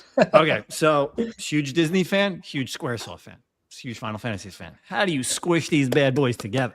This is what you do. The reason this is on my list at number 2 is I bought the Japanese version 6 months before this game came out because I loved the first one and it was anticipated. I bought the Japanese version and played it on my American PlayStation 2, doing the little like, there was something you could do with like the disc tray and like popping in a CD and then popping in this game just to play it. You hacker. It's not really a hack. It's No, I know. you're running it through whatever. But just trying to play this game and beat it with not understanding a lick of what's going on in the story, not understanding anything, like just being able to like think what you're trying to do, not understanding items, not understanding abilities, is just like that's on its own self. That's on its own merit for me. It's of all the games of all the Kingdom Hearts 1 through 3, Chain of Memories, Rechain of Memories, Codex 358/2, Melody of Madness, whatever they're called, all of them, right? I can go back to 2 and I can play this game religiously. The many forms that Sora gets, just again, the Disney inclusion, the summons, the action part of it, just everything that was in 1 just peaked it, just everything. It was just so much fun. The fact that I literally bought every version of the strategy guide so I could have every fucking Sora's form. Like, I still have them. Again, like everything, I could talk about like Sora, Donald, Goofy, just and how confusing the storyline is. Just Roxas's story, Organization 13, which was like the coolest thing. Seeing Mickey in like the Organization 13 like hoodie up there was just like, bro, this is fucking awesome. Like this is cool. So, yeah, that's my speech on Kingdom Hearts. Hope you all love it. It moved me. Chin, I knew you're gonna have a Star Wars game. This one threw me for a loop. Tell me and the rest of the panel and people watching about this game. Not only is this like one of the greatest games I ever played, it's definitely the greatest Star Wars game. Coder, yeah, maybe for story, but Star Wars Galaxies was the first MMO I ever played. This was, hey, here's Star Wars, you can live in the world. And it was the best. It's an MMORPG where you got, you back in the you picked your class. You couldn't pick Jedi or anything like that. You started going like smuggler. I was a creature handler for a while, combat medic. There's like a lot of different things. And yeah, it changed over the course of years, but you had to I remember grinding up and going for crate dragons and stuff on Tatooine. You could build your own guild and your own town on certain planets between Tatooine. It was Dantooine. There's so many awesome places you could do. There was an overall storyline of you kind of going through and leveling up with different quests and everything like that. Then you had to wait for an old mystic man, whether on Endor or whatever planet you were on, and that's how you could become a Jedi. So Jedi was a hard thing to do when this game was out. So when you saw a Jedi, oh shit, that guy's the tits. That guy's he knows what he's doing, Then they did some in-game things where anybody could be a Jedi, and it was still super fun. It was great. This was just playing this with my friends, being such a big Star Wars fan along with them. There was no better feeling in the world. It was just so much damn fun. It was great. And then, yeah, they added more stuff. Eventually, the server shut down stuff. But then, they added in expansions with Kashyyyk and everything like that. And it was just so damn cool having your own character in the Star Wars world where you could pick you. It was it's similar to WoW, Alliance Horde. It was Rebellion, Empire, there were neutrals. I was a bounty hunter at one point. It just, you have your own home, you collect stuff, getting crate dragon pearls and getting certain suits of armor to make it better. It just still talking about the Crate Dragon. Dude, the crate dragons were so much fun. I got so good at the game where I could just soul them and had to run around the canyon. And it was just it was so much fun. Me and my buddy ran a business where we were selling crate pearls and we were super rich in the game. It was so, oh my God. I could literally go on forever talking about this game, and I miss it to this day. And it was just the best. There was nothing to it. It was living in the Star Wars world with your friends, playing a super fun game. There's nothing beat it. Yep. Mm-hmm. Agreed. Yep. So we come to our first Pokemon entry in this video, and this is 30 years of Pokemon this year. This Pokemania was insane. Love the show. First pack cards, I pulled a Charizard, and when I got this game as a gift from my parents with my Game Boy Pocket, it just was. You talk about being Batman, being Spider-Man, being in Star Wars. You're Ash. You're a Pokemon trainer playing it, and we'll talk about maybe another Pokemon game later, but it's you mean next? Yeah, The last one. It's the sounds are so iconic, and you still remember the sequence of a Pokemon evolving, or when you've caught a Pokemon, and when you're the creepy it was it Lavender Town, the creepy melodic noise going on, the hypno noise. Yes, that thing still gives me nightmares as much as I love Pokemon. This game is just battling and talking about your friends. Oh, you caught this, or who's your starter, and and the first strategy you guys ever had was the yellow one with Pikachu on it for any game. So whenever I'd get stuck, I'd go to that. And I remember my older cousin helped me a ton once that summer with this too, like little things about like, oh, I gotta get cut to get into there or surf to do that. So it's just iconic. 30 years of Pokemon and a game that's came out, and what's old is new and what's new is old. And what Chris's number one is just how do you top red version? You remaster it. So Chris, going to your number one. Yeah, I mean that's what I grew up with was the remastered versions. I ended up going back to play the originals at some point on emulators, but I'm just a big Pokemon fan in general. Like I've played every single Gen game that's come out. I still think Gen 2 has like the best starters. Pokemon. But playing Fire Red when it dropped was just so fun. And it was really hard for me to pick because like I also really love a lot of the newer games that came out. I still think that He doesn't. He has no thoughts anymore. His mind is empty. He was thinking it so hard. Also, before he comes back, guys, right, Mike, you're killing it with these transitions. you are It's 100%. artists work with their paints. I work with my words. Hell yeah, you do. But I honestly think that Pokemon Legends Arceus is kind of a pinnacle Pokemon right now because like one, you're able to craft Pokeballs in the wild, and you could just throw Pokeballs at Pokemon, which is great. But also, first Pokemon game ever, you have consequences. You could actually like die in the game. So there was just so much happening in that one game. But like I had to go with Pokemon Fire Red. Yeah, and I just got, with the Switch too, I just got this. They've put them on the Switch for $20. So, and I mentioned, I haven't heard some of those noises in a very long time, those sounds. So playing that this past weekend, like your Pokemon is evolving. Yeah, so yeah, great choice here. I was telling Benson when we were at the GameStop game because I went to help him do the trade for his Nintendo Switch 2. I told him like, listen, you're playing these games, but at some point you have to go back and at least emulate for Pokemon Ultraviolet, which is like one of the gamer someone emulated on Reddit or whatever. Created their own version that has up to, so it's still the base game of Fire Red and Leaf Green, but it goes up to Gen 3.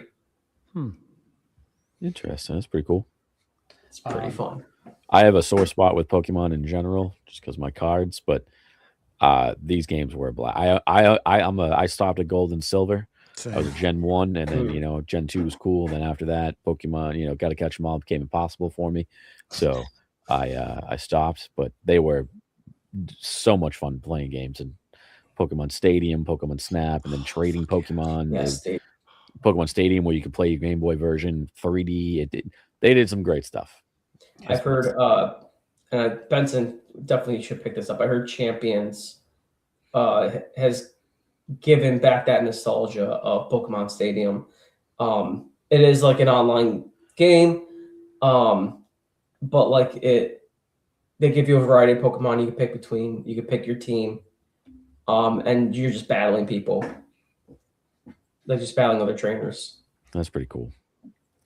And with my number one, we've already talked about some of the great, Spider-Man video games, the 2018, the Raimi Spider-Man 2, but when I first got the PlayStation 1, this was my first game I played on it, and that was in a time where I was so into Spider-Man. I think it was 2001.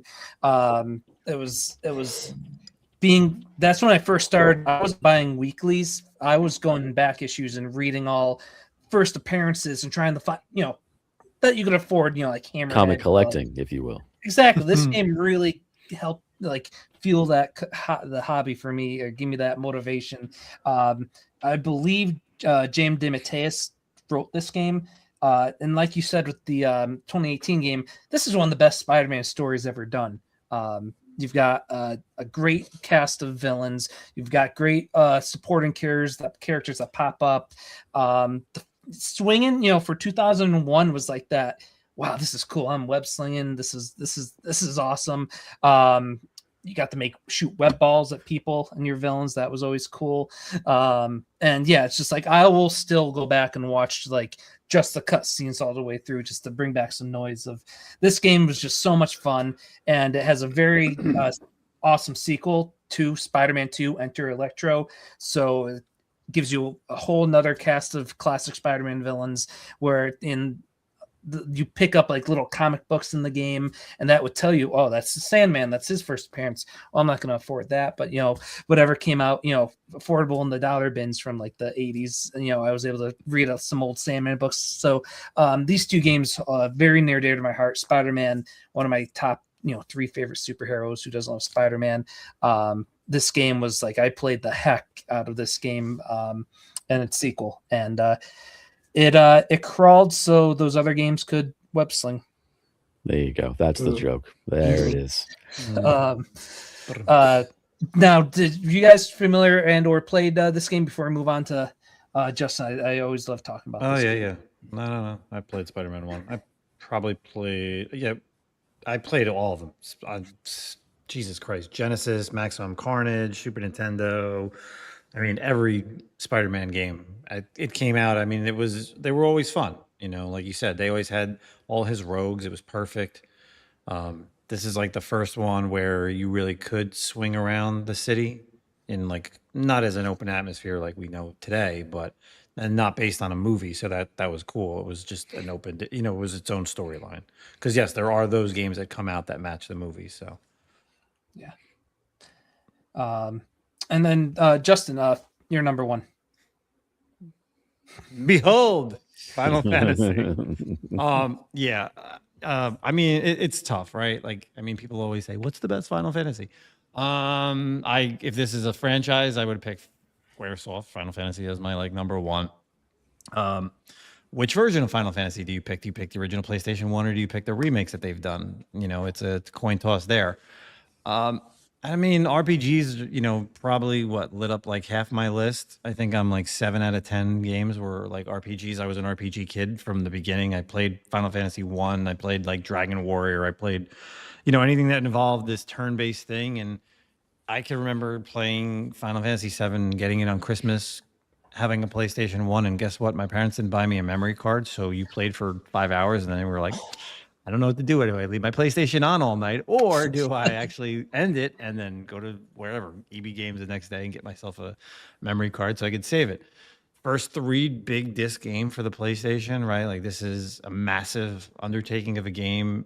And you'd think when you're just playing it, just in Midgar, you're like, this is huge. You're like, oh, maybe each disc is like different sections of the city. No, man. Once you got out of the city and then you went to disc 2 and how expansive it was, obviously storyline, characters, like you have your team, but every team is fun. The idea of changing out characters and different magic and different summons, and it's always fun to go back to, whether you play the original one or you play, the newer one. Some people are, hit or miss between this and the newer one, but yeah, I mean, Final Fantasy it will always be a staple. It's got one of the greatest death scenes of all time.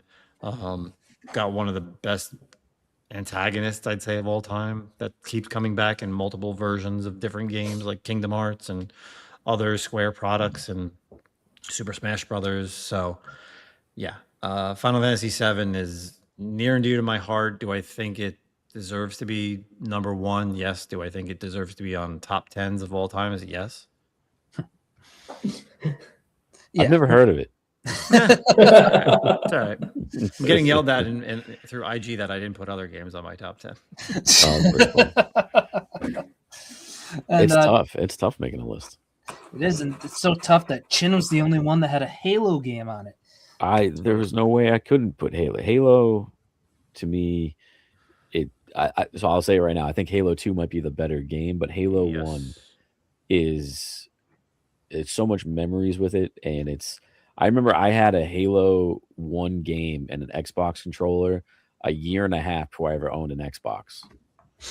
Because, yes, I talked about like playing MMOs, like Galaxies, and playing WoW, living that South Park kind of episode lifestyle, living in the basement. It was great. It was fun. But when I think of gaming, I think of Halo, where I'm sitting in my buddy's basement and there's 16 of us with like 8 different TVs and all the Yes. Xboxes hooked up, LAN partying it. And like we're playing a 4.5-hour capture the flag match in Blood Gulch and fun. just going all out. And nothing will beat that feeling and how much fun we had playing together. Because it was before Halo 2. Yeah, you got the online multiplayer and it was a game changer, literally. But Halo 1, where we had to actually get together, we all had to bring our TVs and Xboxes. It was some of the best times ever. And the game, I will say the Halo story itself, absolutely incredible. Absolutely incredible. Between 1, 2, 3 keeps going, but it's the story of Master Chief with the Flood and the Covenant. It just, my God, it's so damn good. And the gameplay, yeah, it's a shooter. It's still, I would say, definitely on the top 10 weapons of all time is the Halo 1 pistol. Can't beat it. Yeah. Hell yeah. But yeah, it was just so much fun. You fight these aliens, and you're like, but they give this whole backstory. And then number 2, the Flood comes in 1, and then in 2, you get the Arbiter, and there's a whole other layer of different aliens and this holy war, and it's so damn good. You get Johnson, one of the greatest supporting characters of all time.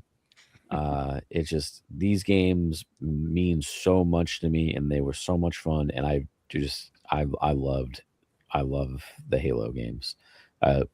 Especially 1, 2, and 3.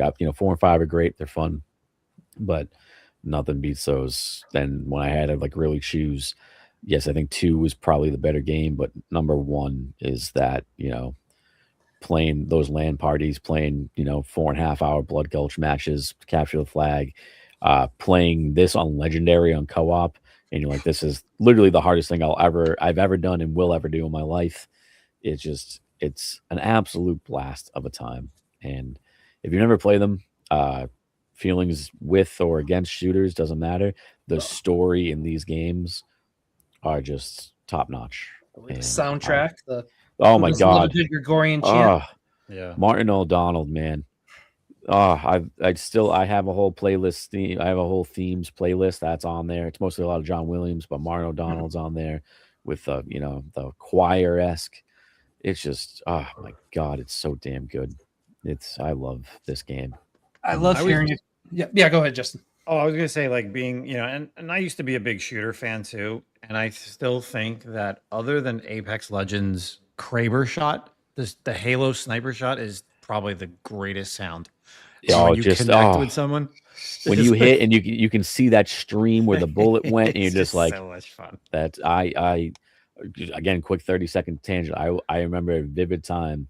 We had a big LAN party, and it was like one of those 4.5-hour capture the flag Blood Gulch matches, and it was tied 2-2. We had to get one more flag, and I remember the issue was we did instant respawn, so there was no respawn time. And I remember they got the flag to their base right outside of it, and I had a sniper sitting up on the cliff on the other side, and the flag was here.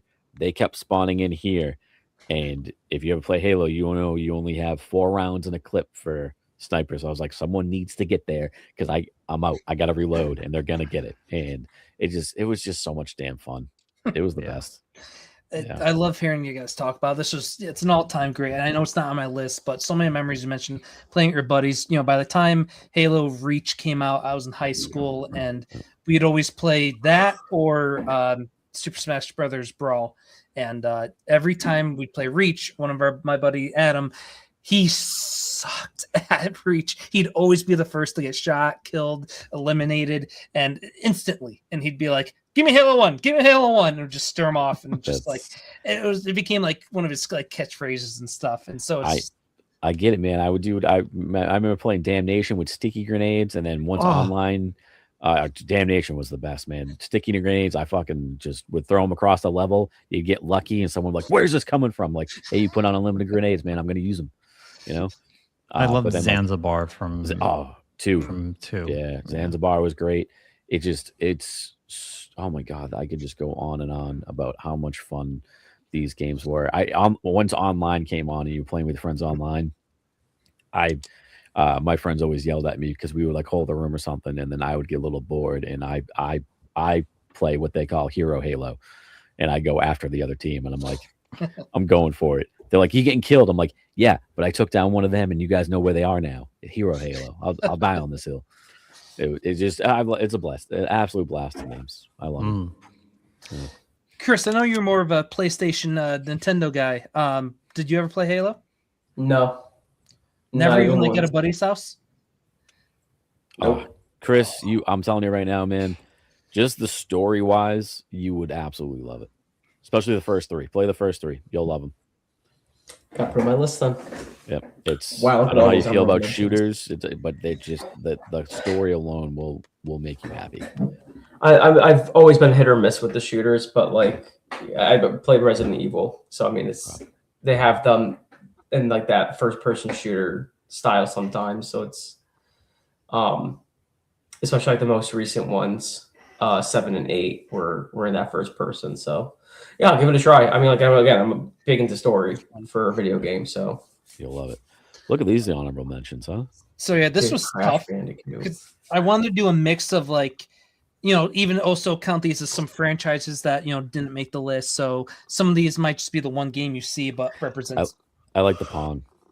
I had to put Pong there. Like, Pog, Smash Brothers. We talked about Frogger. I know that's an original arcade game, but when they kind of made a PC version of it, that one right there, we had that, and then for PlayStation, we got it on PlayStation. That's a blast. MVP baseball, that series was great. We didn't have any baseball games on the list. Ken Griffey 98 was my baseball game. Well, Mo Vaughn on the Red Sox, Blatt cleanup. Whew. and that's why I put Manny. Just the cover alone with Manny on there. That's why I put 05. You guys mentioned Crash Bandicoot. I think similar to Spyro, I played the third one, I think, which is classic, more iconic scenery and soundtrack. Oh, Warped. Yeah, Warped was great. Crash Racing was fun too. It was obviously trying to be like Mario Kart. Oh, kitty. I can hear the purr, and I like it. Oh my god, can you? I was wondering if you guys could hear it through. I'll That's mute funny. myself until No, you're good. You're good. Oh, no, I support cats. Star Wars Battlefront, a classic. Everyone in middle school when that came out, I remember had that. So that was. I will say 2. Battlefront 2. 2 was great, Yeah. and Battlefront 2 of the newer version as well. Yes. I mean, Item Versio. Oh man. So good. yeah, good stories for both. Had to put a Madden game on there. I think we've all played some form of Madden or football game. I was an NFL Blitz 2000 kind of guy where you can catch on fire after getting out. So, yeah. GoldenEye, the chin. Your That is honor mentioned that list. is the shooter. That's the shooter of shooter games. Yeah, it was definitely up there. Yeah. We mentioned Spider-Man 2, Call of Duty. That was I just kind of picked Black Ops, but Nazi Zombies. Zombies. Uh, Yep. You Loved can't it. beat that. And then Grand Theft Auto. Yeah, I can't believe nobody had that. I know. I'm actually surprised whether it's San Andreas, 4 or 5. I'm surprised that wasn't on anybody's list. See, I played those games, so I never actually played the story. I was always same. scared of Oh, yeah, I mean, same. who steal a plays car. the story? Like, Yeah. you I get so just- far, and you're like, all right, now I have some money. I'm just gonna run around and do what I want.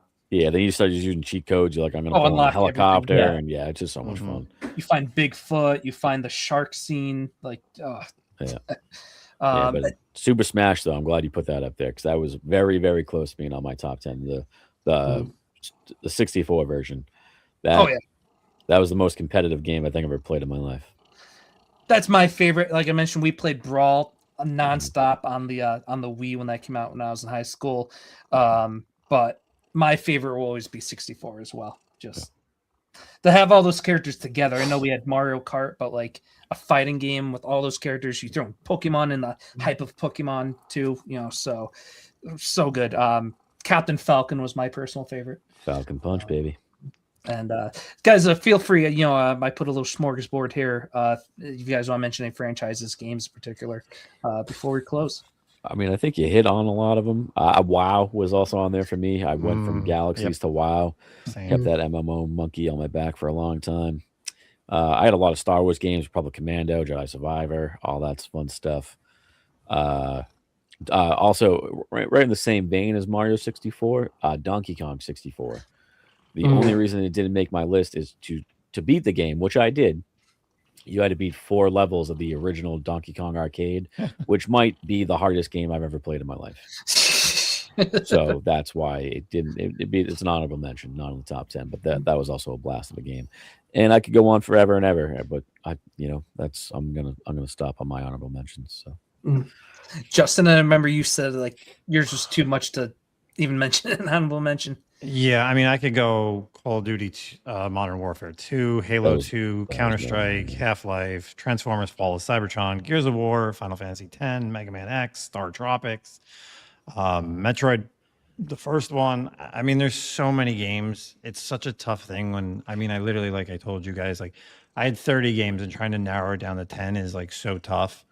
I mean, there's like so many things, like when you're just thinking about it, like, there's definitely games that you guys pick that I thought about. I'm like, oh yeah, that definitely was. I mean, even like the Pokemons, like I can remember playing Pokemon on Game Boy. Chin, you having Halo, like I was there for Halo 2 launch at EB Games. Like I worked there. Like, yeah, I will never forget. My story for that is like I was there, and we had to wait till 12 o'clock to open the stores. I was there at 9 o'clock with my employees, and we're like on the inside playing the game, and people are standing outside, like watching us play the game for 3 hours. So yeah, like, they hated us. But I miss midnight releases so much. Halo 3 was one of my all-time favorites. I miss them so much. Chris, anything from you before we? Guitar Hero. Oh, geez. Guitar Hero. Yeah. Like that's the one when Jim brought up Barcade. Like, there's another one in Southington, Connecticut. It's like a barcade, but they have a Guitar Hero game set up. That's the only one that just popped in my head.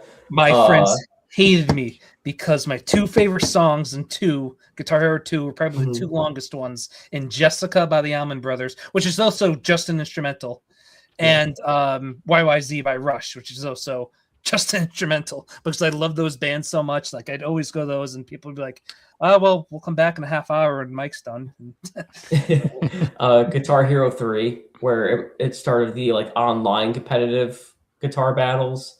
And also like I would play Cliffs of Dover over and over and over again just because Eric Johnson like can't. That's the only honorable mention I can think of at my tired ass. Yeah, I mean, Rock Band for me too. Like the fact that you had different, if you had all the equipment, if you had the mic, the guitar, 2 guitars, if you wanted to play guitar and bass, the drums. I mean, I can remember us, like me and my friend, like just hanging out, getting drunk or pre-gaming, playing that for hours, and then going to the bar, or going to the bar and then coming home and playing that till 3, 4 in the morning.